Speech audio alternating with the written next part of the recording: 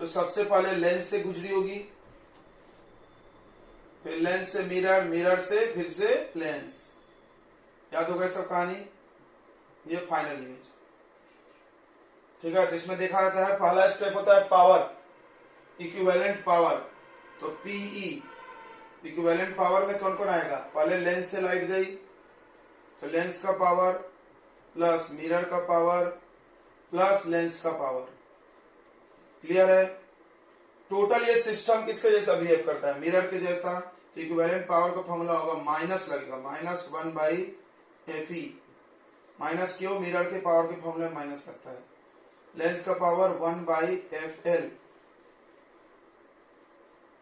Plus ये -1/Fm plus 1/Fl lens का focal length, ठीक है। फोकल लेंथ ऑफ लेंस दिया है 20 सेंटीमीटर, कॉन्वेक्स है तो प्लस में होगा। मिरर का फोकल लेंथ देखो, मिरर का फोकल लेंथ 22 है, ये 22 है ना, तो आधा हो जाएगा। फोकल लेंथ ऑफ मिरर कितना हो जाएगा? रेडियस ऑफ कर्वेचर का आधा, -11 आएगा क्योंकि देखो इधर है।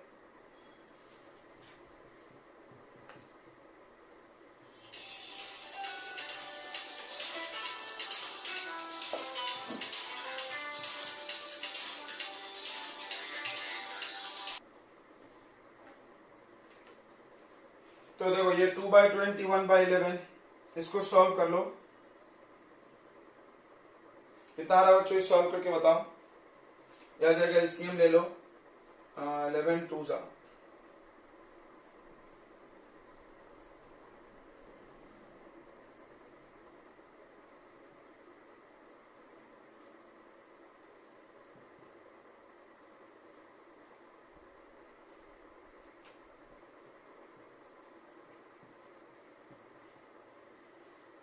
तो फोकल लेंथ आ गया इक्विवेलेंट -110/21। ओके, अब क्या पूछा है? कहाँ इमेज बनेगा? इमेज ऑब्जेक्ट डिस्टेंस दिया हुआ है। ऑब्जेक्ट डिस्टेंस कितना दिया हुआ है? 10 सेंटीमीटर माइनस में सामने है, बराबर। और अपने को पूछा है इमेज कहाँ बनेगा। तो इमेज निकाल लेते हैं। लेंस फॉर्मूला लगाएंगे, मिरर फॉर्मूला, मिरर लगाएंगे तो पूरा सिस्टम मिरर है। 1/b equal to 1/Fe minus 1/U।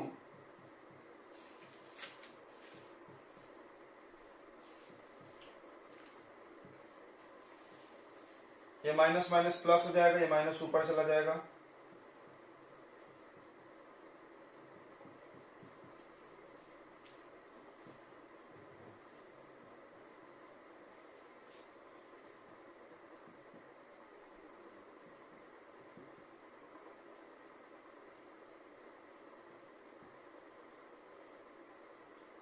ये कितना आ रहा है बताइए? 10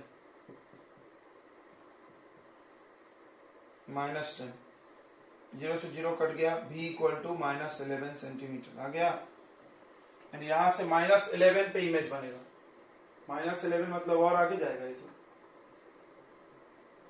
यहां कहीं इमेज आएगा, ठीक है। समझ रहा है ना? ये 10 था तो ये 11 तो और आगे जाएगा ना। ओके, तो ये है क्वेश्चंस का आंसर, ठीक है। और प्रिज्म की कहानी तुमने सुना होगा कि इसमें दो नॉन पैरेलल प्लेन होता है और वो कुछ एंगल पे इंक्लाइंड होता है। मतलब पैरेलल प्लेन समझा क्या? जैसे दो सतह ऐसे रख दो तो ये पैरेलल प्लेन हुआ। अब ये नॉन पैरेलल है, नॉन पैरेलल होगा तो कहीं ना कहीं मिल जाएगा। तो इन दो नॉन पैरेलल प्लेन के बीच जो एंगल बनता है उसको हम लोग बोलते हैं एंगल ऑफ प्रिज्म।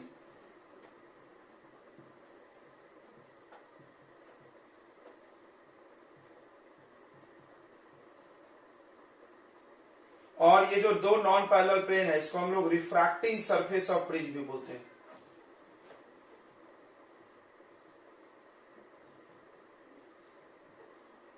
यहां से लाइट का रिफ्रैक्शन होगा, ठीक है। तो दो रिफ्रैक्टिंग सरफेस के बीच जितना एंगल बनेगा उसको क्या बोलेंगे हम लोग? एंगल ऑफ प्रिज्म, ठीक है। ओके, ये नीचे वाला बेस है, ये भी रिफ्रैक्टिंग सरफेस है।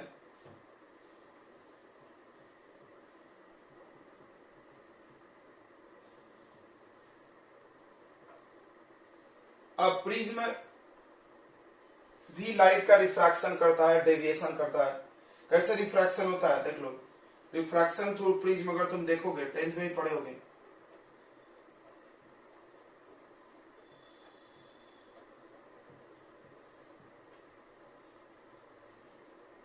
तो प्रिज्म पे हमने कोई पर्टिकुलर कलर का लाइट डाला, 7 रंग अभी नहीं डाले, व्हाइट, नहीं तो इसलिए 7 रंग में टूटेगा। मान लो हमने कोई एक कलर का लाइट डाला, ऐसे बेस के तरफ से डालना है, देखो इधर से, ऐसे भी डाल सकते हैं, ऐसे भी डाल सकते हैं, बट उसकी कहानी अलग होगी। तो आप सोचना कैसे होगी।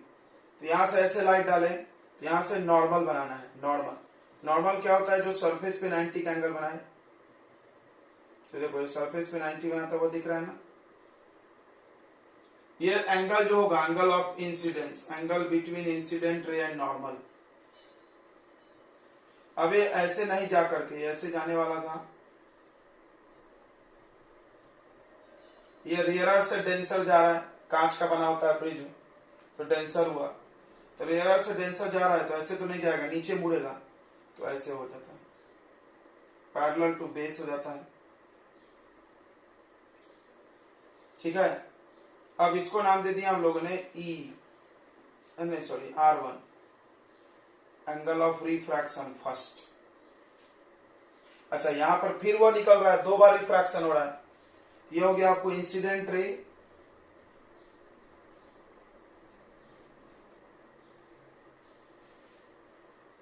ये हो गया इंसिडेंट रे। ठीक है, इसका नाम दे देते हैं MN।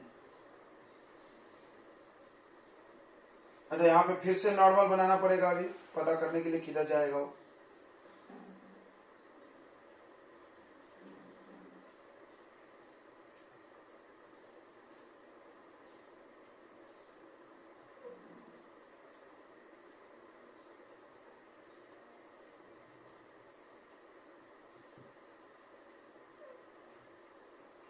इस पे 90 का एंगल होना चाहिए, नॉर्मल का मतलब। ठीक है, इसका नाम M' दे सकते हैं। अब ये लाइट ऐसे सीधे निकल रही है, बट ये रियर में निकल रहा है, तो अवे जाएगा, तो ऐसा निकल गया। इसका नाम हम लोग R2 रख लेते हैं, और इसका नाम E, एंगल ऑफ इमरजेंस। अच्छा, ये इंसिडेंट रे है ना, इंसिडेंट, देखो इंसिडेंट रे है, और ये हो गया एंगल ऑफ इमरजेंस, ये, और ये इमरजेंट रे। तो इस एंगल को क्या बोलेंगे, डेविएशन, डेल्टा। डेविएट लाइट इतना हुआ। सोचो, अगर ये प्रिज्म नहीं रहता तो लाइट ऐसे निकलती थी, प्रिज्म आने से मेरा लाइट इतना मुड़ गया, जाने वाला था ऐसा, निकला ऐसा, तो इतना एंगल डेविएट हुआ। इसको बोलते हैं हम लोग एंगल ऑफ डेविएशन। यहाँ पर नाम हम लिख दे रहे हैं सबका। डेफिनेशन तो आप बचपन में ही पढ़े होंगे। इंसिडेंट रे सब लोग जान रहे हैं क्या डेफिनेशन होता है, angle incident, angle of incidence, angle of refraction, angle of emergence. तो यहां पर भी 2 बार रिफ्रैक्शन होता है। क्लियर हो गया, एक बार यहां से यहां, एक बार यहां से यहां। तो सबसे पहले AB कौन सा रे है, तो AB रे है इंसिडेंट रे,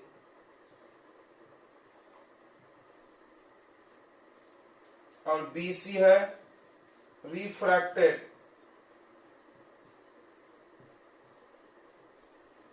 और CD है इमरजेंट। उसके बाद I है एंगल ऑफ इंसिडेंस,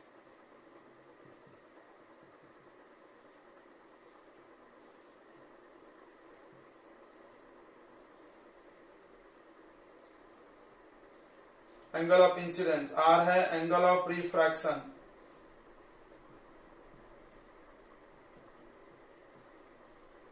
और E है angle of emergence.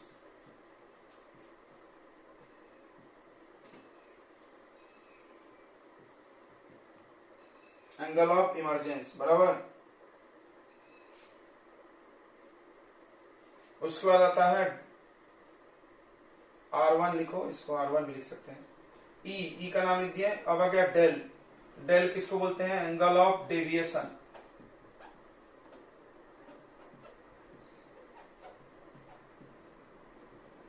Angle of deviation का डेफिनेशन लिख सकते हो, the angle between incident ray and emergent ray. is called angle of deviation.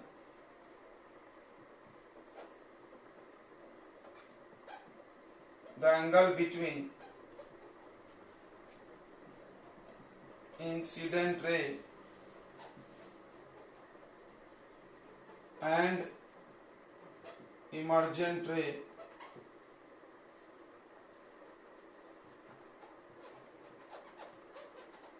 is called angle of deviation. ठीक है, अब हम लोग को इसमें रिलेशन निकालना है, angle of deviation, angle of prism और refractive index of prism. Prism का कुछ रिफ्रैक्टिव इंडेक्स होगा म्यू, इसमें एक रिलेशन होता है, ठीक है। क्या रिलेशन होता है, देखो del M equal to mu two 1 minus 1 into A, ये रिलेशन है, relation between del angle of deviation. अच्छा, डेल एम मतलब मिनिमम एंगल ऑफ डेविएशन, अभी हम बताएंगे इसके बारे में। रिलेशन बिटवीन डेल एम मतलब minimum angle of deviation. Mu two 1 तो तुम जान ही रहे होगे, रिफ्रैक्टिव इंडेक्स ऑफ, मतलब इसको लिख सकते हो mu of prism with respect to surrounding medium, refractive index of prism with respect to surrounding medium.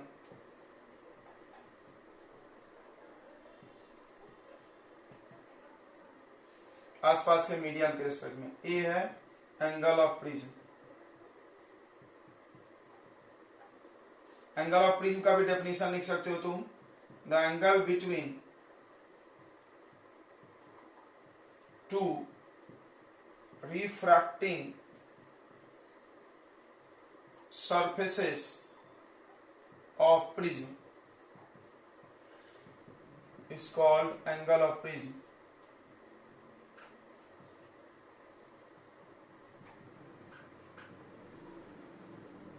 Okay, अब एक बात करते हैं हम लोग, मिनिमम एंगल ऑफ डेविएशन क्या होता है।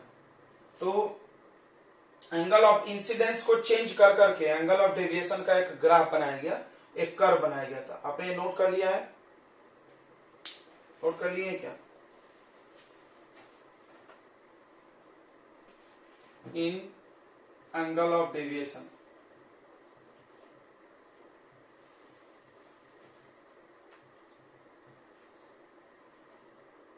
तो अभी अभी तुमने पढ़ा कि ये प्रिज्म है, ये दोनों बेस का एंगल अगर इक्वल हुआ तो ऐसी कहानी होगी, ये ऐसे जाएगा और ऐसे निकलेगा, ठीक है।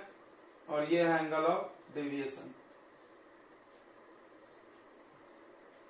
और यहां पर था एंगल ऑफ इंसिडेंस। तो क्या हम इस इंसिडेंट के एंगल को चेंज कर सकते हैं? बिल्कुल कर सकते हैं, तो हमारे हाथ का काम है। अभी हम बोल रहे थे कि लाइट ऐसे डालो, ऐसे ऐसे ऐसे ऐसे डाल दो, फिर ऐसे डालो, एंगल चेंज करा। तो ऐसा देखा गया ग्राफ बना करके, मतलब एंगल का इंसिडेंस चेंज कर करके अलग अलग वैल्यू आए तो उसका ग्राफ प्लॉट किया गया। किसके किसके बीच में एंगल ग्राफ प्लॉट किया गया?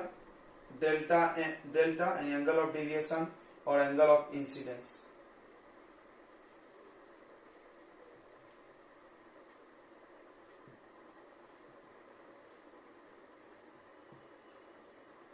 और डेल यानी एंगल ऑफ डेविएशन।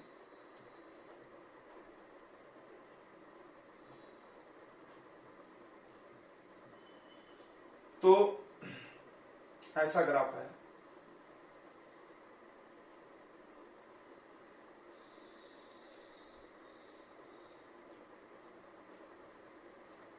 यानी देखो शुरू में एंगल ऑफ इंसिडेंस, जैसे जैसे एंगल ऑफ इंसिडेंस बढ़ाया गया एंगल ऑफ डेविएशन घटा। शुरू में जैसे जैसे एंगल ऑफ इंसिडेंस बढ़ाते गए तो एंगल ऑफ डेविएशन कम हुआ। उसके बाद आकर के एक मिनिमम वैल्यू मिला। ये देखो एक खास एंगल पे, एक पर्टिकुलर एंगल पे एक वैल्यू मिला जो कि था मिनिमम। समझ में आ रहा है? फिर उसके बाद बढ़ने लगा। ये देखो I1 ले लो या I2 ले लो। तो डेल 1 I1 यानी हुआ क्या है कि एक पर्टिकुलर एंगल होता था, वो एंगल किस पे डिपेंड करेगा, प्रिज्म के रिफ्रैक्टिव इंडेक्स पे, सराउंडिंग मीडियम के रिफ्रैक्टिव इंडेक्स पे, इस पे डिपेंड करेगा, ठीक है, कि कितना एंगल पे डालना है। ऐसा हम फिक्स नहीं बता सकते तुमको कि 30 पे डाल दो, 40 पे डाल दो, that will depend on refractive index of prism. तो एक पर्टिकुलर एंगल पे लाइट डालने पर देखा गया कि एंगल ऑफ डेविएशन का वैल्यू मिनिमम होता था, अगर उसे कम कर दो तो डेविएशन बढ़ जाता था, उससे ज्यादा कर दो तो कम हो जाता था, तो भी बढ़ जाता था, सॉरी तो भी बढ़ जाता था, कम तो नहीं होगा, मिनिमम हुआ था। यानी एंगल ऑफ डेविएशन इस एंगल पे पर्टिकुलरली कम होता था, उससे अगर ज्यादा या कम कुछ भी एंगल करोगे तो डेविएशन ज्यादा ही होता था, ठीक है। तो मिनिमम एंगल ऑफ डेविएशन क्या हो गया, समझ में आ गया। सबसे छोटा वैल्यू एंगल ऑफ डेविएशन का जो कि पर्टिकुलर एंगल ऑफ इंसिडेंट पे फाउंड हुआ, उसको बोला गया मिनिमम एंगल ऑफ डेविएशन, ठीक है। तो लिखो मिनिमम एंगल ऑफ डेविएशन, देखो the angle of deviation corresponding to the angle of incidence, the angle of deviation corresponding to the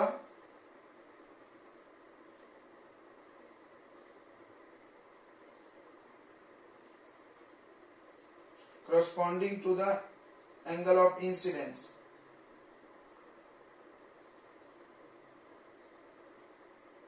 is found to be least at a particular value of I, is found to be least at a particular value of I,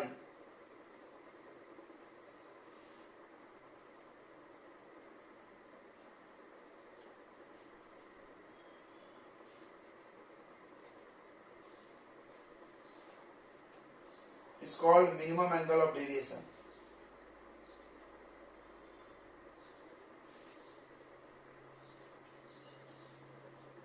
मतलब एक ऐसा खास value angle of deviation का आई के अनुसार जिस वक्त angle of deviation सबसे कम हो जाए उसको बोलते हैं मिनिमम एंगल ऑफ डेविएशन।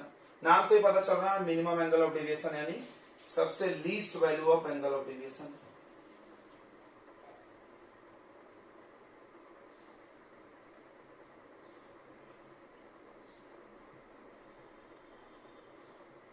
तो ग्राफ को ध्यान रखना, कोई पूछ सकता है कि क्या वेरिएशन है, कैसा ग्राफ है। तो एंगल ऑफ डेविएशन मिनिमम होने के पहले या बाद, मतलब एंगल ऑफ इंसिडेंस या तो कम हो या तो ज्यादा हो, डेल क्या होगा, बढ़ेगा। बस एक खास वैल्यू पे सबसे कम होता है, यानी सबसे पहले क्या हुआ, यहां से यहां तक एंगल ऑफ इंसिडेंस हमने बढ़ाया तो डेविएशन कम हुआ, फिर बढ़ा। आप इसको ऐसे मत देखो, इसको ऐसा बोल सकते हो, एक पर्टिकुलर वैल्यू पे सबसे कम वैल्यू होता है, उसके लेफ्ट और उसके राइट दोनों में जाओगे तो एंगल ऑफ डेविएशन क्या होगा, इंक्रीज ही होगा। समझ में आ गया कि नहीं, समझा सबको। ऐसे देखोगे तो दोनों एक जैसा लगेगा। देखो यहां से लेफ्ट राइट में इंक्रीज हुआ, इंक्रीज इधर भी इंक्रीज, इधर भी इंक्रीज, यहां पर सबसे कम है, इसके बाद डेविएशन बढ़ा है, इसके इधर भी बढ़ा है। तो देखो नेक्स्ट पॉइंट में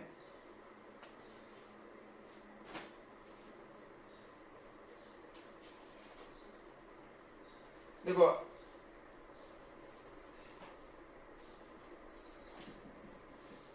experimentally it is found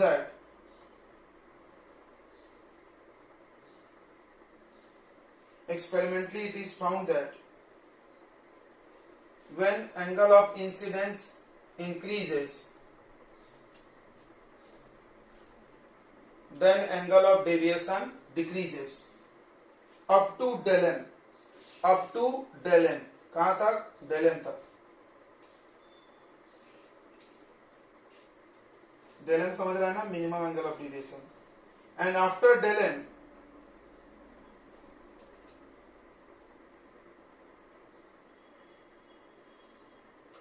angle of deviation increases with increasing angle of incidence, and after del m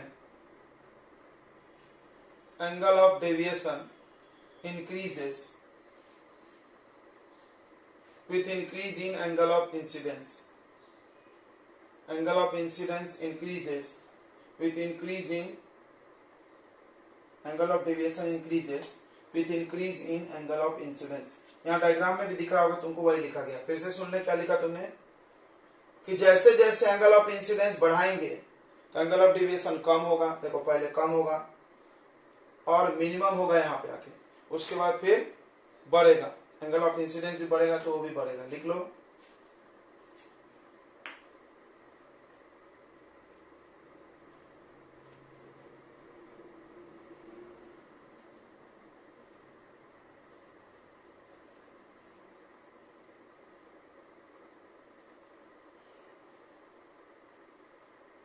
अब ऐसा देखा गया, ध्यान दो बच्चों, ध्यान दो, for minimum angle of deviation,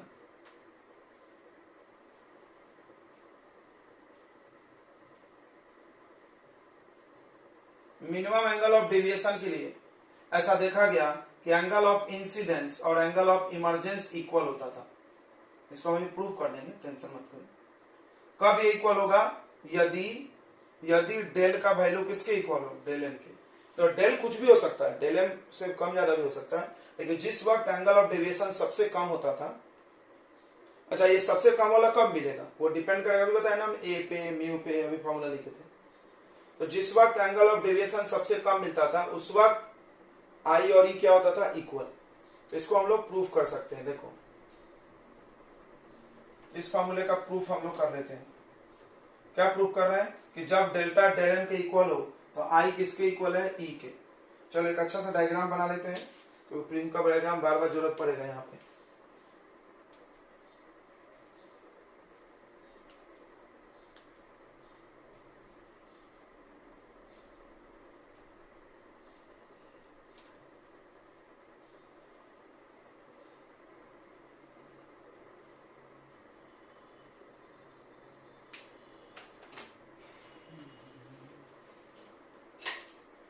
अभी डायग्राम बना लें, डायग्राम की बहुत जरूरत पड़ेगी अभी।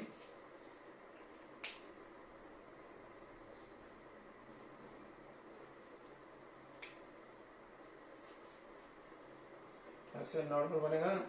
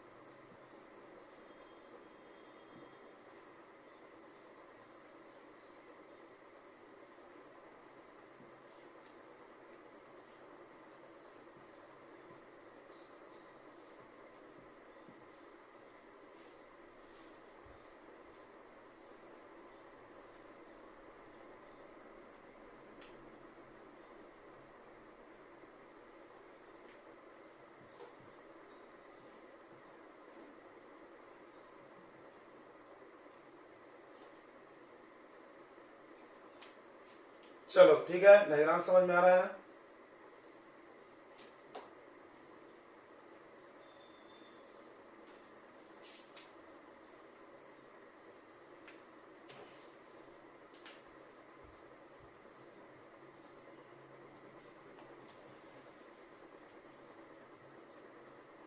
ग्लास एयर ग्लास, ठीक है, हवा से ग्लास में, ग्लास से हवा में। ओके बच्चों, कोई दिक्कत इतने में नहीं होगा। डायग्राम समझ में आ रहा है। यहाँ पे एक नाम देना जरूरी है, पी क्यू आर एस।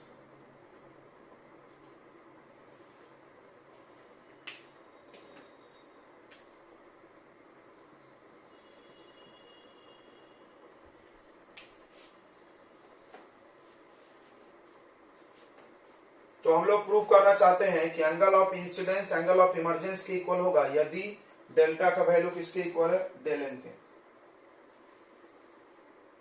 चलो तो प्रूव कर लेते हैं।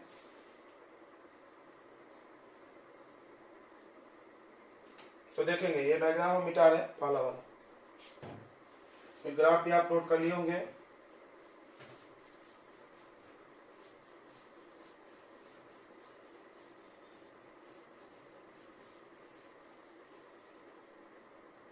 तो सबसे पहले ध्यान दो इधर, स्नेल्स लॉ लगाओ जब लाइट पहले सरफेस से रिफ्रैक्ट हो रही है। यूज स्नेल्स लॉ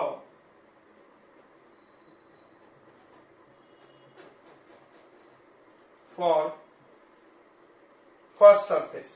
पहला सरफेस दिख रहा है ना,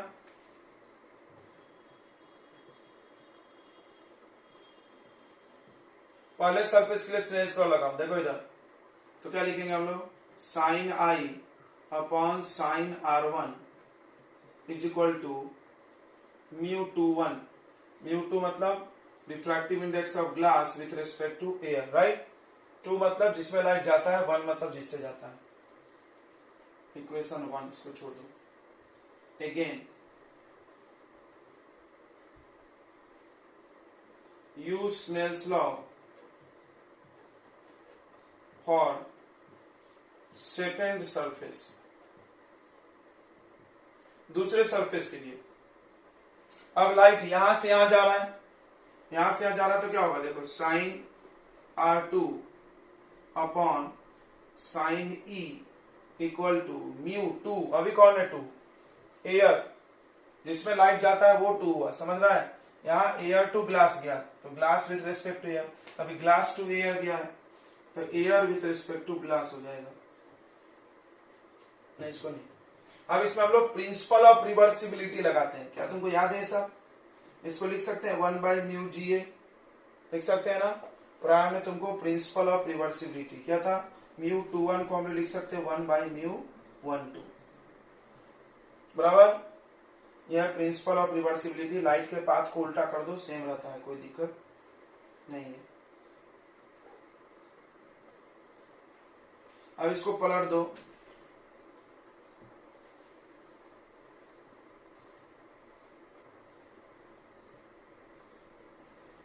इक्वेशन नंबर 2।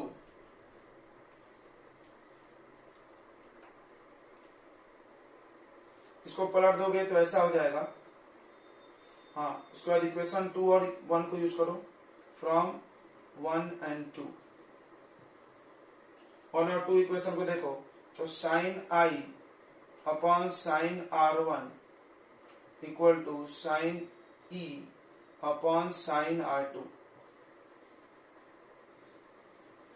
अब यहां से आपकी डिपेंड है। देखो, अगर R1 R2 इक्वल है तो I और E भी इक्वल होगा, या I और E इक्वल है तो R1 R2 इक्वल होगा। किसी को भी कर सकते हो।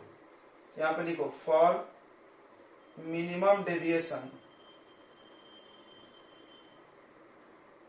मिनिमम डेविएशन के लिए I किसके इक्वल होता है, E के। तो अब ये कट जाएगा, ये कट जाएगा, तो देन समझ में आ रहा है, sine I by sine R one equal to sine E by sine R two. ये काट लोगे तो R one equal to R two आ जाएगा, साइन साइन कट के। इसको हम लोग आर भी मान सकते हैं, यानी दोनों को हम आर लिख सकते थे। आर वन आर टू हमने जानबूझ के अलग अलग लिख दिया, बट वो सेम एंगल होगा, ठीक है। सब मिनिमम डेविएशन के लिए है। देखो, मिनिमम डेविएशन पे क्या क्या बातें साबित होती है, देखो ध्यान से। For minimum deviation, minimum angle of deviation, जब एंगल ऑफ डेविएशन मिनिमम होगा तो सबसे पहली बात कि रिफ्रैक्टेड रे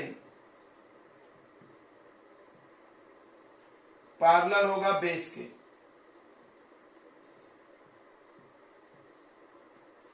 ये पैरेलल इसके आएगा। दूसरा, I इक्वल टू ई होगा।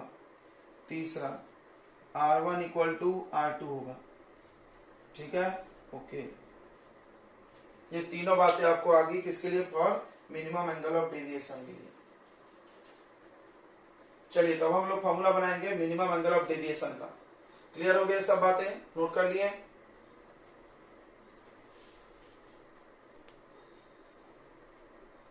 टी क्यू आर, तो टी क्यू आर देखें क्या, T Q R, T Q R. इस ट्रायंगल में डेल एम जो है एक्सटीरियर एंगल है। पढ़े होगे तुम कि किसी भी ट्रायंगल में बाहर का जो एक एंगल होता है वो अंदर के दोनों एंगल के सम के इक्वल होता है। पढ़े हैं क्या? पढ़े होंगे आप, 9th 10th में मिलता है ये ज्योमेट्री का सिंपल सा रूल है कि बाहर का एक एंगल अंदर के दो एंगल के सम के बराबर होता है। तो वही वहां से चालू करते हैं हम लोग। तो उस ट्रायंगल में देखोगे तो del M equal to angle 1 plus angle 2, 1 2 हमने लिखा है इजी के लिए, नहीं तो बड़ा बड़ा नाम ऐसा घुमा घुमा के होगा, T Q R, T R Q, इतना तुमको समझता होगा ज्योमेट्री, तुम चाहो तो ऐसे लिख सकते हो। ओके, अब एंगल 1 और 2 का वैल्यू कहां से आएगा? तो देखो 1 और 2 का वैल्यू इधर साइड में निकालते हैं। अगर ये दो लाइन ऐसे कट रहा हो तो सामने सामने का एंगल इक्वल होता है, सपने पर है, वर्टिकल अपोजिट, इसको आई बोलो, और इसमें दो टुकड़े हो गए हैं। देखो यहाँ पे एक टुकड़ा 1 है और एक टुकड़ा R1, तो क्या हम बोल सकते हैं आई इक्वल टू 1 प्लस R1? बोल सकते कि नहीं बोल सकते बताओ? आई इक्वल टू 1 प्लस R1। यहाँ पे कौन सा रूल लगा है लिख देते हैं, एक्सटीरियर एंगल प्रॉपर्टी।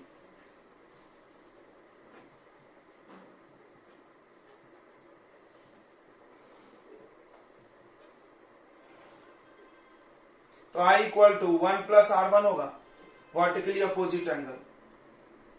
तो I is equal to angle 1 plus R1, और इधर भी देखो ये और ये कट रहा है, तो E equal to 2 plus R2। अब आप यहीं से वैल्यू निकाल लें, यह है वर्टिकली अपोजिट एंगल,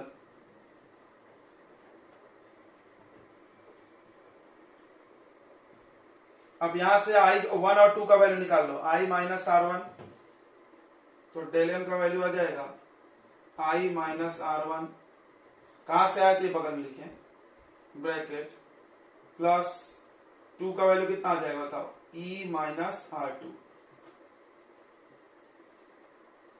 तो डेल एम इक्वल टू आई और E को ऐड कर लेते हैं, दोनों प्लस में है, और माइनस कॉमन लेके R1 प्लस R2।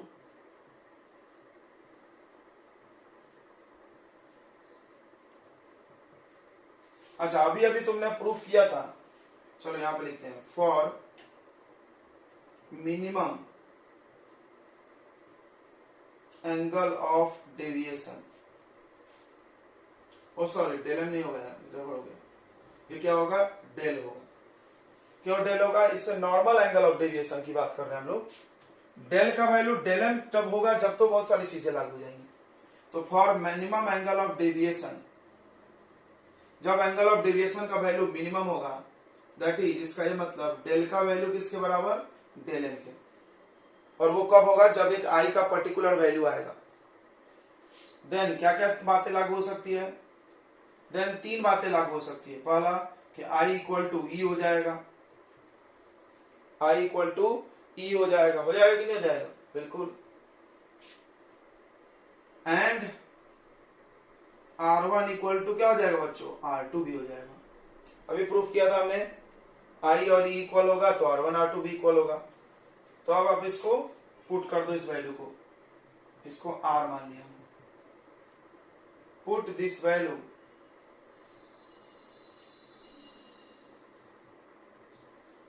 फर्स्ट में रखो, तो डेल के जगह पर डेल एम रखो।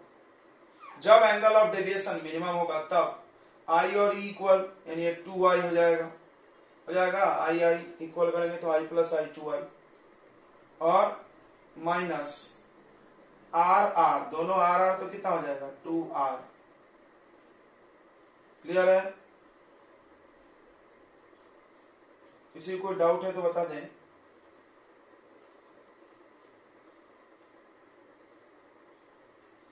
ठीक है ना बच्चों?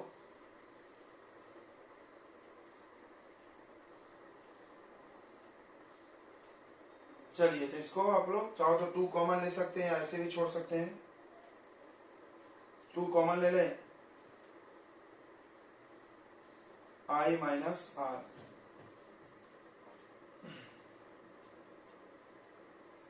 2i माइनस 2r, इस तरह छोड़ दो इसको।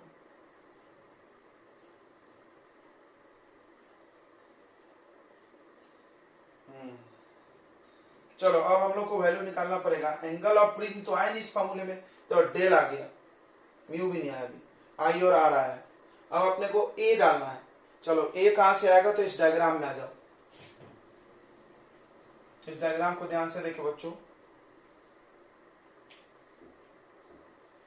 तो इस डायग्राम को देखोगे तो ये क्वाड्रिलेटरल बन रहा है। देखो तो ये क्वाड्रिलेटरल बन रहा है क्या? यहां से एन, यहां पर एक एंगल 90 है क्या? देखो हम दूसरे कर्व पेन से दिखाते हैं। ये एंगल 90 है, ये ए है और ये भी 90 है। 90 क्यों है समझ रहा है ना, ये नॉर्मल है ना। तो क्या हम बोल सकते हैं क्वाड्रिलेटरल में चारों एंगल का सम 360, तो ये दोनों तो 90 90 180 हटा दो, तो a plus N, a plus N कितना होगा बच्चों बताओ? a प्लस एन कितना होगा? 180 नहीं होगा? नहीं समझा, देखो बहुत सारे लोग मुंह बना के देख रहे हैं। तो ऐसा क्वाड्रिलेटरल है, यहाँ n है, ये a है, ये 90 है, ये 90, चारों 360 होता है, तो दो एंगल मिला के कितना होगा बताओ? 180 होगा ना। 90 90 माइनस हो गया तो देख लो इन क्वाड्रिलेटरल, क्वाड्रिलेटरल में कुछ नाम दे सकते हैं हम लोग।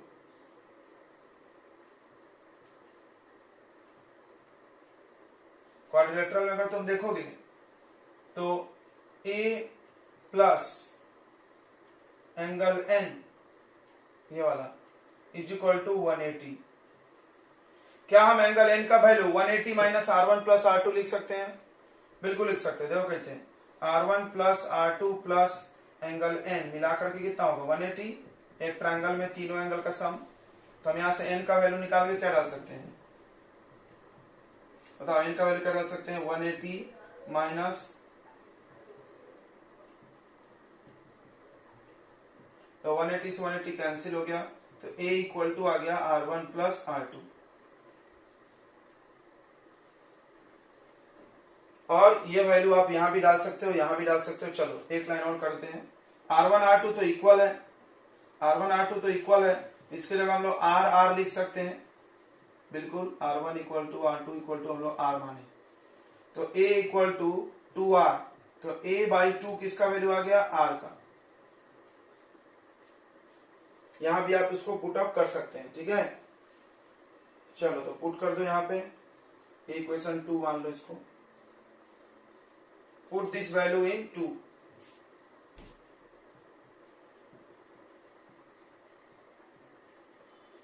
समझ में आया हमने क्या क्या किया कि नहीं आया? ये वैल्यू आई और इक्वल होकर 2i, r1 r2 इक्वल होकर 2r, ये डेलेम आ गया। अब हमको r मिल गया। देखो एंगल ऑफ रिफ्रैक्शन, यहां से i निकलना चाहिए, तो r को हटा रहे हैं, r के जगह a बाई 2 रख रहे हैं, तो del m equal to 2i minus 2 into a by 2, 2 से 2 कट गया, तो del m equal to 2i minus a, यहां से i निकाल लो, इसको इधर ला लो, तो del m plus a upon 2 equal to i। बस अब स्नेल्स लॉ लगा दो, sine i by sine r, i और r दोनों है, आ जाएगा डेरिवेशन, ठीक है। Use Snell's law, sine i by sine r, इसको r बोल सकते हैं ना, r1 और r2 इक्वल ही है, उसको हम लोगों ने क्या माना है? r। तो स्नेल्स लॉ लगा दो, sine i by sign r1 या r equal to mu GA। अब क्या तुमको बार बार ये पढ़ाया गया है लाइट चैप्टर में कि जब एंगल बहुत छोटा हो तो साइन i को हम लोग i लिख सकते हैं, बिल्कुल, और साइन r को क्या लिख सकते हैं? r। साइन साइन गायब कर दो, गायब, i और r डाल दो, क्रॉस मल्टीप्लाई कर लो, आ जाएगा, ठीक है बच्चों। यहां पर देखना, यहां पर ये थोड़ा हम लोग ने शॉर्ट में कर दिया क्योंकि हम लोग इसको पहले कर दिए। कोई कोई बुक वाले क्या करते हैं, इसी डेरिवेशन में वो वाला काम भी करते हैं जो हम अलग किए थे, तो थोड़ा लंबा हो जाएगा, 2-3 पेज का डेरिवेशन रहता है। फिर से देख लें, ये इक्वल हमने लाया था, अभी लाया था ना थोड़ी देर पहले, तो आप चाहो तो वो चीज यहाँ बीच में डाल सकते हो। ये लाइन लिख के देखो, फॉर यहाँ पे देखो for minimum angle of deviation del equal to del m then I equal to E, इतना लिखो। उसके बाद 2 बार स्लेंस लॉ लगाओ, अभी किए थे ना, पहले सरफेस के लिए दूसरे सरफेस के लिए, फिर कट जाएगा साइन आई साइन ई और बचेगा R1 इक्वल टू R2 फिर R1 है, तो थोड़ा लंबा हो जाता है डेरिवेशन, नहीं तो छोटा हो गया ही। चलिए आप उसके आगे कर लेंगे, मिटा दें हम यहां से स्टार्टिंग से थोड़ा सा। साइन आई को लगभग हम लोग आई लिख सकते हैं एंड साइन आर को लगभग आप आर लिख सकते हैं। This will be I upon R equal to mu G A. Put value of I and are.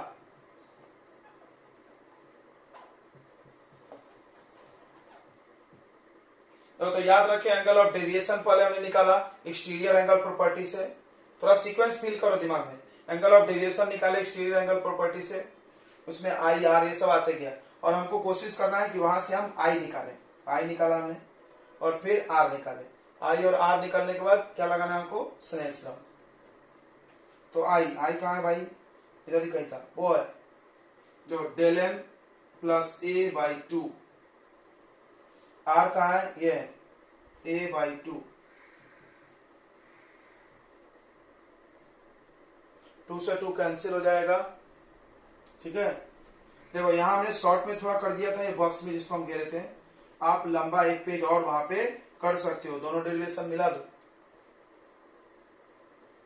अब इसको क्रॉस करो, तो del M plus A equal to mu G A into A, इसको भी इधर भेजो और ए कॉमन ले लो।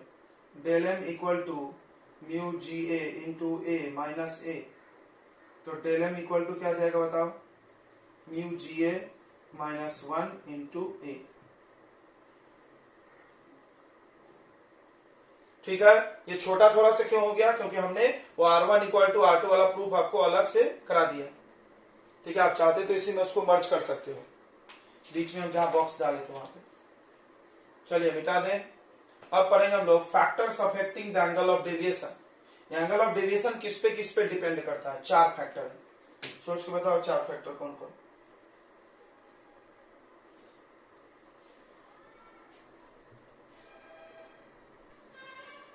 दूसरा आ जाएगा refractive index of lens, sorry lens बोल रहे हैं, प्रिज्म, म्यू जी। तो यहां भी वही है, अगर आप रिफ्रैक्टिव इंडेक्स बढ़ाओगे ग्लास का, देन डेल एम भी इंक्रीज होगा। डेल एम नहीं बोलना चाहिए, डेल बोलना चाहिए एक्चुअली हम लोग को, क्योंकि डेल एम तो सबसे मिनिमम वैल्यू है, डेल इंक्रीज होगा। नेक्स्ट, आपने पढ़ा होगा ना कि 2 प्रकार का ग्लास है, एक फ्लिंट ग्लास और एक क्राउन ग्लास। किसका म्यू ज्यादा होता था, फ्लिंट ग्लास का। पता है क्या, फ्लिंट ग्लास का म्यू ज्यादा है, सो डेल फॉर फ्लिंट भी ज्यादा होगा किससे, डेल ऑफ क्राउन ग्लास। मतलब अगर हम फ्लिंट ग्लास में डालेंगे तो ज्यादा डेविएशन होगा, मिनिमम नहीं होगा, ज्यादा। ओके, बढ़ेगा एंगल। तीसरा कलर ऑफ लाइट, इसको तुम वेवलेंथ बोल सकते हो। तो वेवलेंथ के हिसाब से म्यू चेंज होता है, म्यू का याद है ना तुमको, तो mu is inversely proportional to lambda, ये सबको याद होगा। अच्छा, तो लैम्डा जिसका ज्यादा उसका म्यू क्या होगा, कम। और अभी देखा तुमने कि म्यू से कैसा डिपेंड है, डायरेक्टली प्रोपोर्शनल। तो जिसका म्यू कम होगा उसका एंगल ऑफ डेविएशन भी कम होगा। रेड लाइट डालो, वॉयलेट लाइट डालो, ये तुम पढ़े हो, तो ज्यादा वॉयलेट मुड़ेगा, राइट। ये तो आप पढ़े हैं ना बचपन में, 10th में ही पढ़े होंगे। तो यहां से अगर हम लोग लाइट डालें तो लाल कलर कम मुड़ता था, याद है, ये पढ़े हो, रेड।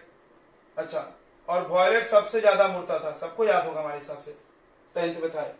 इसकी वजह से व्हाइट लाइट 7 रंग में टूटता था, इसी कारण से व्हाइट लाइट 7 रंग में टूट जाता है, याद रखो। एकदम बहुत इंपॉर्टेंट बात है, इसको हम लोग अभी और चर्चा करेंगे। इसका ये मतलब है, तुम यहां लिख सकते हो, दैट इज, इसका ये मतलब है कि angle of deviation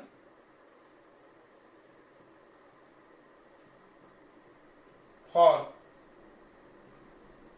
different colours of light are different even they incident at same angle of incidence।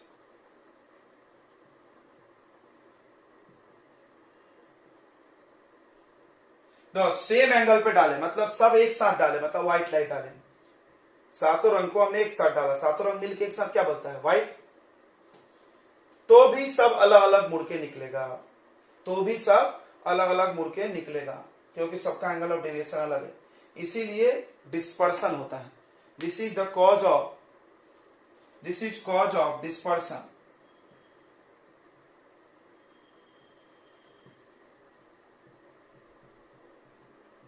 यह डिस्पर्सन का कारण है। डिस्पर्सन सब लोग को याद होगा 10th में क्या होता है, the splitting of white light into 7 colours. White light 7 रंग में टूट जाता है, इसको हम लोग क्या बोलते हैं, डिस्पर्सन बोलते हैं। तो डिस्पर्सन के कारण यही है। क्या कारण है भाई, तो ये फॉर्मूला पढ़े तभी समझेगा कारण, कि लैम्डा चेंज होगा तो म्यू चेंज होगा और म्यू से डेल्टा चेंज होगा। ठीक है, ये फॉर्मूला बता रहा है। तो delta angle of deviation change होगा, तो एंगल ऑफ डेविएशन चेंज का मतलब अगर हम सबको साथ में भी डालें तो भी सब अलग हो जाएंगे। अलग डालेंगे तो अलग तो होंगे ही, लेकिन अगर साथ में भी डाले तो भी अलग हो जाएंगे। समझ में आया, सबका मुड़ने का एंगल अलग अलग, कोई 20 डिग्री मुड़ा, कोई 30 मुड़ा, कोई 50 मुड़ा, तो सब अलग अलग निकलेंगे, एक साथ निकल ही नहीं सकते हैं। समझ में आ गया ना। चलो ये फैक्टर और रह गया है बच्चों।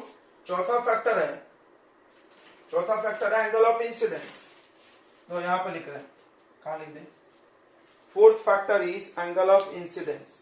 इस डायग्राम की जरूरत पड़ेगी हमको, अब तो नहीं पढ़ने वाली है, शायद मिटा दें।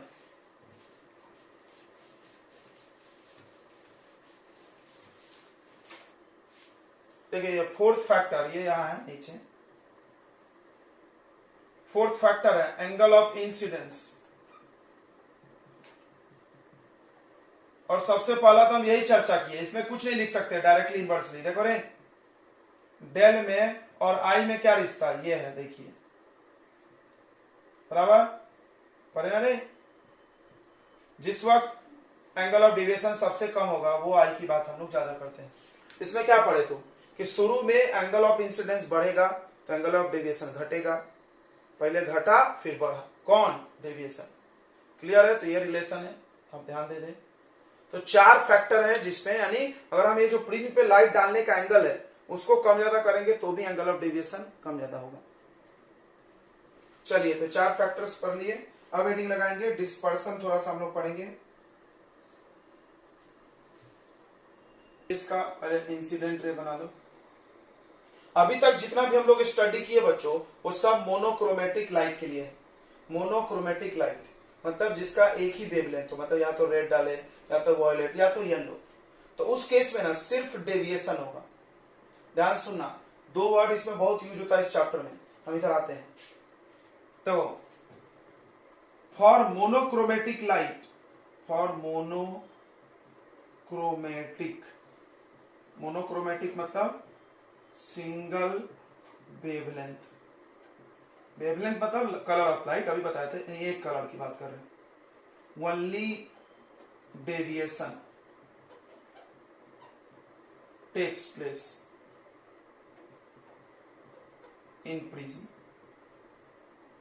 अच्छा, for white light, white light अगर डालोगे, अक्सर 10th में जब बच्चे पढ़ते हैं तो बहुत कंफ्यूज रहते हैं। जब हम डायग्राम 10th में पढ़ाते हैं बट वहां हम लोग बता नहीं पाते क्योंकि वहां इतना डिटेल थोड़ी है कि सर आपने जो पहला डायग्राम बनाया उसमें क्यों नहीं 7 रंग टूटा, दूसरे में क्यों टूटा। तो भाई आप ध्यान से इसको समझो, जब आप एक ही कलर डालोगे तो सिर्फ लाइट मुड़ेगा, टूटने का कोई सवाल नहीं है क्योंकि उसका लैम्डा एक ही है भाई, 2-3 तो है नहीं वहां पे। लेकिन अगर आपने व्हाइट लाइट डाल दिया तो दोनों होगा, डेविएशन एंड डिस्पर्सन, जैसा कि रेनबो में होता है, बोथ टेक्स प्लेस। अब एक और तरीका है, आगे पढ़ाएंगे हम आपको, अभी एक और तरीका है कि आप चाहो तो सिर्फ डेविएशन कर सकते, डिस्पर्सन नहीं कर सकते, सिर्फ डिस्पर्सन कर सकते, डेविएशन नहीं कर सकते। वो सब कैसे होगा? तो होता है एक पर्टिकुलर एंगल पे डाल के, तो उसको भी पढ़ाया जाता है। If you want only deviation without dispersion या डिस्पर्सन विदाउट डेविएशन। मेरी भाषा समझ में आ रही है? शायद कंफ्यूजन हो रहा होगा। डीडी से दोनों फिर से बता दें। डेविएशन यानी लाइट गया ऐसे मुड़ गया, यह डेविएशन। डिस्पर्सन लाइट गया 7 रंग में टूट गया, दैट इज डिस्पर्सन। यानी आप चाहो तो ऐसा भी करा सकते हो कि सिर्फ मुड़े, मतलब डाले लाइट मुड़े, टूटे नहीं। या आप ऐसा भी करा सकते हो कि लाइट डाले सिर्फ टूटे, मुड़े नहीं। ये दोनों कराना संभव है, हम लोग उसको भी डिस्कस करेंगे कब होगा, कैसे होगा ये। लेकिन जनरली एक बात करो, जनरल केस में अगर आप एक व्हाइट लाइट पेज पे डालोगे तो दोनों होगा, लाइट मुड़ेगी भी और 7 रंग में टूटेगी भी। ठीक है, अब चलो वही केस हम लोग डिस्कस करने जा रहे हैं। तो सबसे पहले लाइट गया तो मुड़ना भी है, टूटना भी है। यहाँ पे तो सबसे कम मुड़ेगा रेड, सबको पता है। क्यों रेड कम मुड़ेगा भाई? Angle of deviation for red is minimum. Why अभी बताए थे, बिकॉज उसका म्यू क्या है? कम है, म्यू कम है ना। अच्छा, उसके बाद 7 रंग है, हम लोग 3 की बात करते हैं, एक येलो और तीसरा वाइट। बाकी 7 रंग आप चाहो तो बीच में बना सकते हैं। ये हो गया आपका angle of deviation of yellow, और ये सबसे बड़ा हो गया angle of deviation for violet. तो चलो, सबसे पहली बात इसमें क्या है? डिस्पर्सन का आप डेफिनेशन जानते होंगे ना, क्या? The splitting of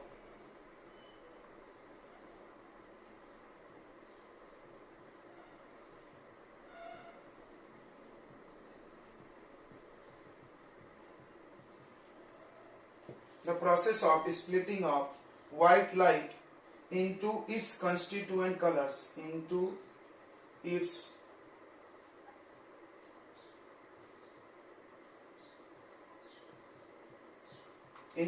constituent colors passing through prism is called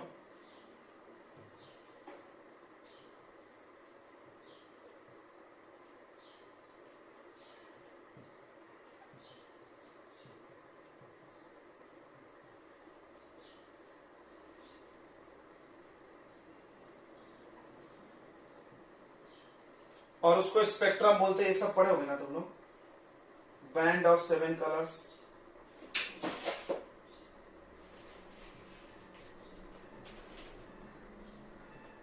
formed on screen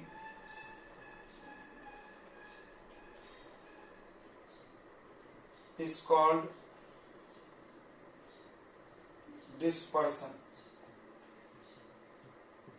okay, done. चलो, ये सब तो कहानी सिंपल वाली है। अब आते हैं हम लोग इस क्लास के भाई, चुप होना।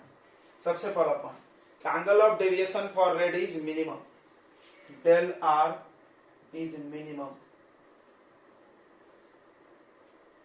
because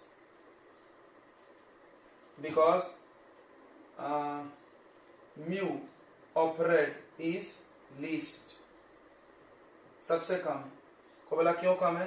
तो लैम्डा मैक्सिमम होने की वजह से। रायन अभी हमने रे। अच्छा, दूसरी बात कि delta R angle of deviation is mean deviation. ये क्या होता है भाई? ध्यान सुनो। जैसे मान लो पहला मुड़ा 20 डिग्री और दूसरा मुड़ा 40 डिग्री, तो उसके बीच में एक एंगल आएगा ना 20 और 40 के बीच में, समझ में आ गया? तो वो डेविएशन येलो का होता था, मीन डेविएशन। मीन डेविएशन मतलब दोनों के बीच का। ठीक है, ओके, ये ध्यान रखना। और अगला, del violet is maximum, angle of deviation for violet is maximum. तुमको कारण तो पता ही होगा, बिकॉज म्यू वी मैक्सिमम है, जो लैम्डा है वी का वो मिनिमम है। ये सब अभी हम थोड़ी देर पहले चर्चा किए थे ना, लैम्डा इनवर्सली प्रोपोर्शनल, ऐसा ऐसा। चलो, एक चीज और आप देख सकते हो कि जो जो म्यू का और लैम्डा का रिलेशन वैसा होता है, A plus B upon lambda square. हम लोग एग्जैक्ट तुमको नहीं बताए हैं, वेयर जहां पर A and B are constant.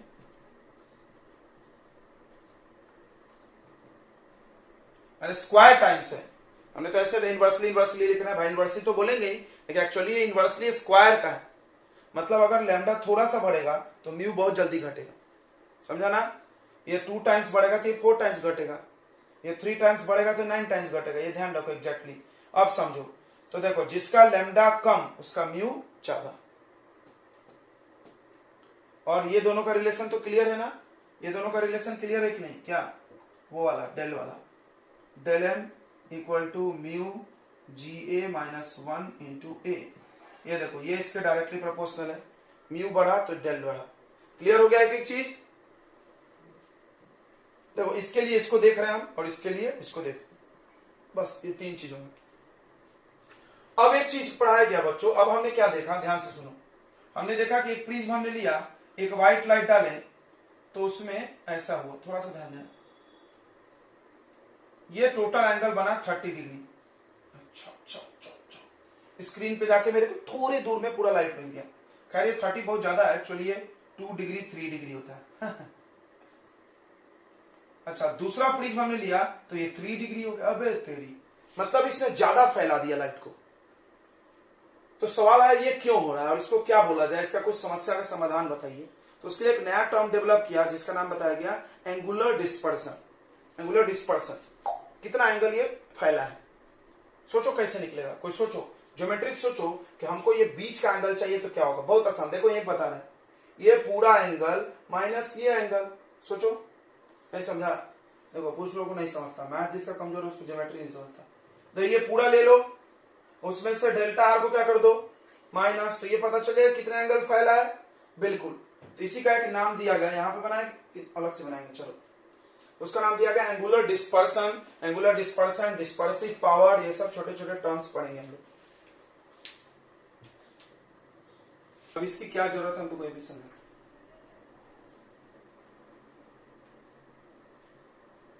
तो अभी तक आपको क्या पढ़ाया गया है कि लाइट कितना मुड़ेगी, ठीक है। किसने बोला कि यहां से लाल लाइट डालो 10 मिनट मुड़ जाएगा, थोड़ा समझना। हमने बोला कि लाल लाइट डालो, इसको अलग बनाते हैं।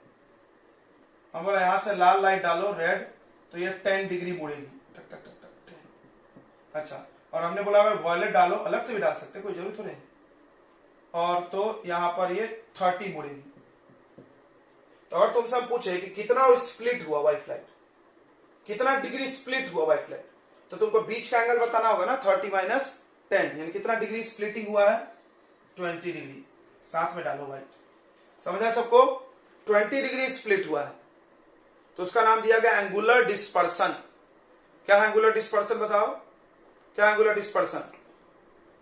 क्या करेंगे हम, angle of deviation of violet minus angle of deviation of red. किसी भी 2 कलर का निकाल सकते हो। मान लो किसी ने पूछा रेड और येलो कितना एंगल टूटा, मतलब कितना एंगल दूर चला गया, रेड और येलो एंगल कितना एंगल दूर चला गया, तो क्या करेंगे, delta of yellow minus delta of red, तो वो निकल जाएगा angular dispersion between red and yellow and red. तो एक नया टर्म बनाया गया बच्चों, एंगुलर डिस्पर्सन। क्यों बनाया गया? ताकि पता चल सके कि लाइट कितना स्प्रेड हुआ, क्योंकि हर प्रिज्म में एक जैसा स्प्रेडिंग नहीं होता था। तो next term is angular dispersion, theta. तो क्या डेफिनेशन होगा इसका? तो द एंगल बिटवीन इमर्जेंट रे, द एंगल बिटवीन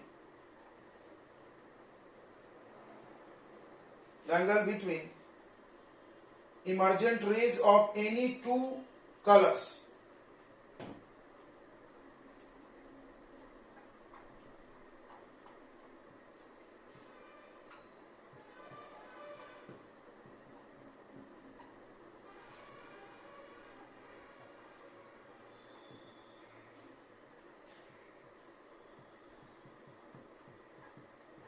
तो हमने कौन से रे को एक्सपैंड किया है? इमर्जेंट रे को, रिफ्रैक्टेड को नहीं। रिफ्रैक्टेड को नहीं भाई, रिफ्रैक्टेड तो यहां मिल ही रहा है, ठीक है, दिख रहा है। ये रिफ्रैक्टेड है, ये इमर्जेंट। इमर्जेंट को पीछे करने पे जितना एंगल बना वही है, ठीक है। तो अगर आपसे पूछा जाए इससे क्या पता चलता है, इट या थीटा, थीटा लिखो, theta gives idea of spreading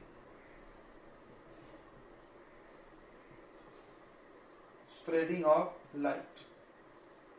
कितना लाइट स्प्रेड होगा इसका आइडिया देता है, ठीक है। अगर हम आपसे पूछें angular dispersion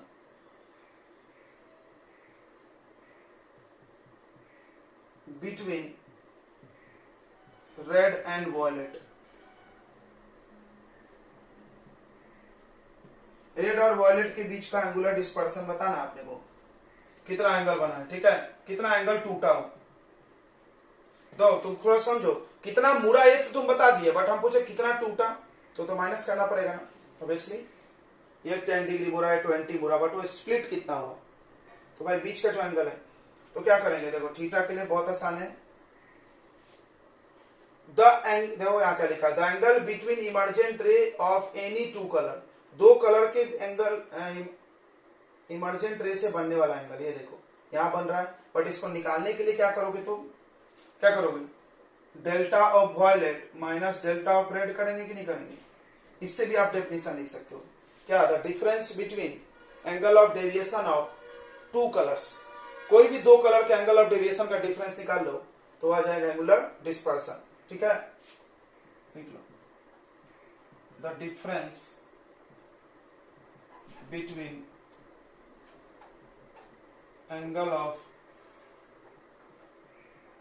angle of deviations of two colors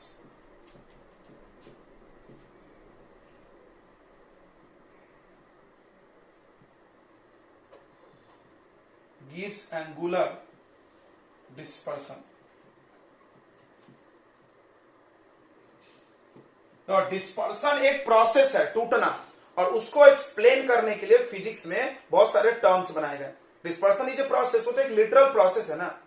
अब भाई कितना हुआ, कितना टूटा, तो ये सब चीज को बताने के लिए सबसे पहले तो एंगल ऑफ डेविएशन की जरूरत है कि भाई कितना मुड़ा, उसके बाद इसकी जरूरत है कितना टूटा, उसके बाद डिस्पर्सिव पावर, किसमें कितना क्षमता है तोड़ने की। भाई हम फ्लिंट ग्लास में डाले, क्राउन ग्लास में डाले, ध्यान से समझना, फ्लिंट ग्लास में डाले, लाइट क्राउन ग्लास में डाले, प्रिज्म बना के, तो क्या दोनों में सेम एंगल स्प्लिट होके स्प्रेड होके निकलेगा, तो नहीं, अलग अलग निकलेगा, क्योंकि म्यू चेंज है। सोचो म्यू चेंज है तो डेल चेंज हो जाएगा, और डेल चेंज है तो थीटा भी चेंज हो जाएगा। जो 2 डिग्री टूटा हो 3 डिग्री टूट सकता है, 4 डिग्री स्प्रेड हो सकता है। समझ में, ऐसा कॉन्सेप्ट का बहुत इस्तेमाल है। जैसे हमको कुछ इंटीरियर डेकोरेटर कराना है तो हमारे पास वो प्रोजेक्टर है, देखना सिनेमा हॉल जो पुरानी बनती थी उसमें यूज होता था। सिनेमा हॉल में एक सिनेमा घर होता था प्रोजेक्टर टाइप वाला, तो उसमें क्या होता था, एक लेंस रहती थी और वो दूर पर्दा रहता था और वो लाइट फेंकते थे। तो तुम देखो कि लाइट बराबर पर्दा पर ही आता था। क्यों नहीं ऐसा होता था कि लाइट पर्दा के ऊपर चला गया या छोटा हो गया, तो लोग नापते होंगे भाई कि कितना एंगल अपने को चाहिए वो स्प्रेडिंग का। समझ में आया कि नहीं, इतने एंगल से ये रेड, ये वॉयलेट, ये इतना दूर जाकर के प्रोजेक्टर के यहाँ पे स्क्रीन लगा दिया हमने प्रोजेक्टर का, तो प्रोजेक्टर के टॉप तक पहुंचेगा या बॉटम तक। क्लियर हो रहा है सबको मेरी बात। तो इसकी बहुत जरूरत पड़ती है। या हमको कोई लाइट बनाना है तो वो लाइट कहाँ शैडो बनाएगा, कहाँ नहीं बनाएगा, कहाँ तक वो फैलेगी जाके, हम चाहते इतनी दूरी फैले डिजाइनिंग में, तो वो सारी चीजें बहुत जरूरत पड़ जाती है सब चीजों की, ठीक है। तो हम क्या बता रहे थे, देखो इधर, तो एंगुलर डिस्पर्सन ये इतना आ गया। तो इसका भी फॉर्मूला जानते हो, इसका भी फॉर्मूला पुट करो, ठीक है। तो थीटा इक्वल टू आ गया del V minus del R, put value of del V and del R, कहां से निकलेगा, यहां से पढ़े हो ना तुम, del M equal to mu 2 1 - 1 into A, पढ़े सबने, 2 1 भी लिख सकते जीए को। अब देखो तो थीटा का फॉर्मूला क्या आने वाला है, म्यू भी को क्या लिखेंगे, म्यू भी को क्या लिखेंगे, म्यू ऑफ वॉयलेट, वॉयलेट का, राइट, जिस कलर की बात करेंगे उसका म्यू लेंगे हम लोग, -1 इंटू एंगल ऑफ प्रिज्म, तो कांस्टेंट है सबके लिए। क्या ये बदलेगा एंगल ऑफ प्रिज्म किसी भी कलर के लिए, नहीं। तुम रेड डालो वॉयलेट डालो, ये थोड़ी चेंज होने वाला है। माइनस म्यू ऑफ आर कितना होगा, mu sorry del of R, mu of R -1 into A. अब इसको कैंसिल वैंसिल कर लो तो आ जाएगा mu V A minus mu R A plus A से कैंसिल, तो थीटा इक्वल टू आ गया mu V minus mu R into A. जो एंगुलर डिस्पर्सन है वो डेल पे भी डिपेंड करता है बोल सकते हैं, या म्यू पे करता है। बात तो एक ही है ना, हम लोग पढ़े थे ना कि डेल और म्यू डायरेक्टली प्रोपोर्शनल है, तो जो डेल पे डिपेंड करेगा वो म्यू पे भी तो करेगा।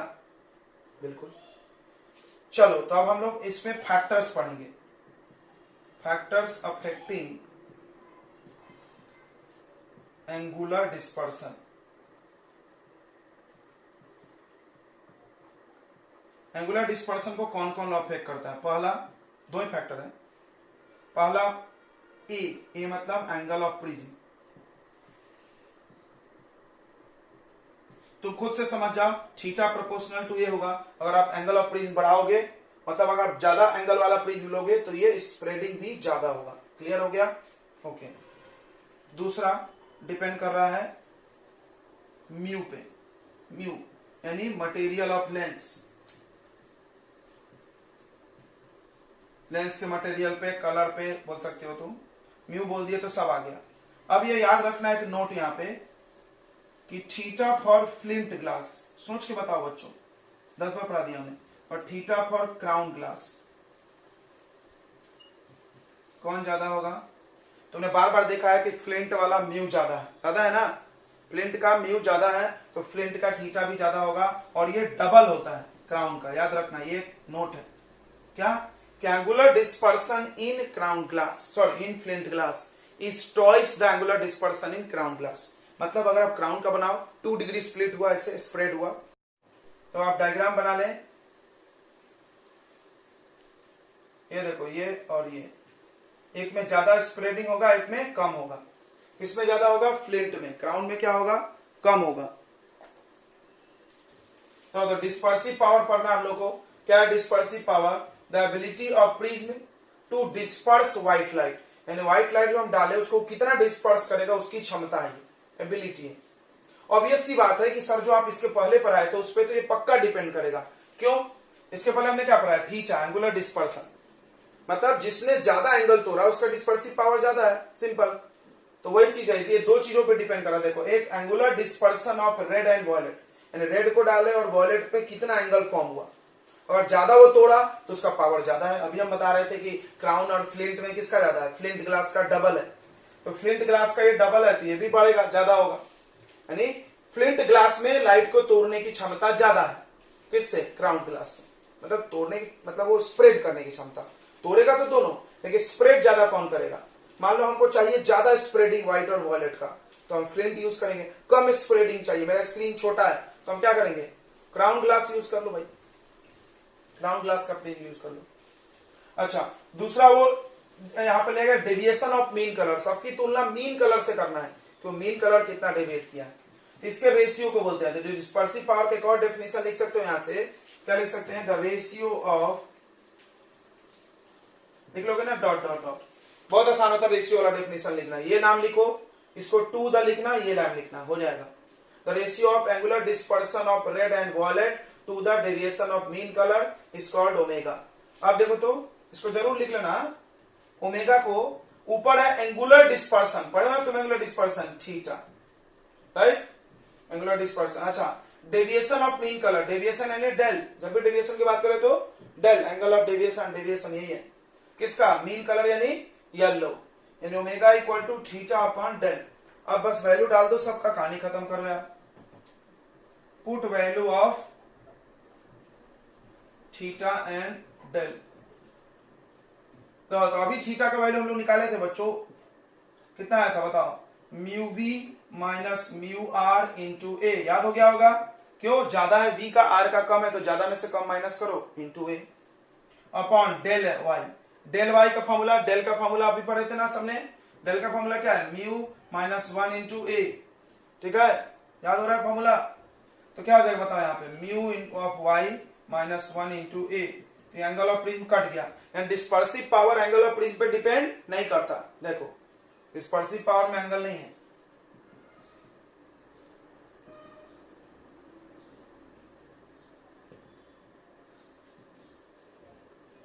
ओके बढ़िया, चलिए आगे बढ़ते, इतना नोट कर लिया। डिस्पर्सिव पावर,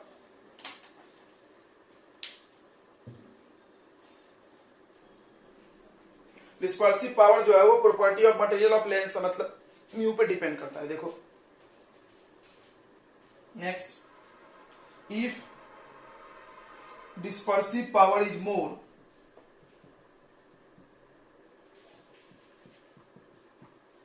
अगर डिस्पर्सन करने की क्षमता ज्यादा है देन एंगुलर डिस्पर्सन भी ज्यादा होगा ना भाई। ये देखो omega theta directly proportional, then angular dispersion is large.